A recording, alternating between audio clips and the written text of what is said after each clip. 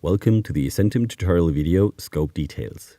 In this video, we're going to take a more detailed look on scope management in the web app.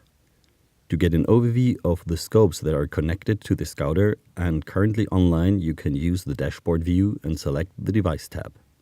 Currently online devices are displayed as tile. You can also see that one of the online devices has a green bubble on the right top corner. This bubble indicates how many assays the scope is delivering data to. Clicking on the scope will open up the scope detail view where you can see the current readings of the scope, the battery charge, and further scope details, as well as the information which assays are currently tracked. Clicking on the Readings tab shows a simple graph view of all the measured parameters.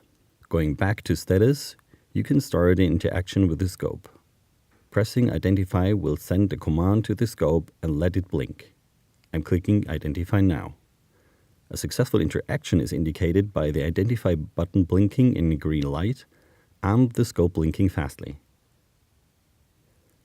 There's also another method to access the scope detail view. If you have enabled the notification slider and press the button on a scope, you will see a pop-up appearing.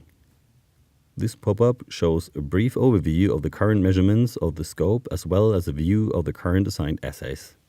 In this pop-up, you can easily and fast start and stop a procedure in the bound assay by clicking on the procedure tiles. And you can access the scope detail view explained before by clicking on the scope tile.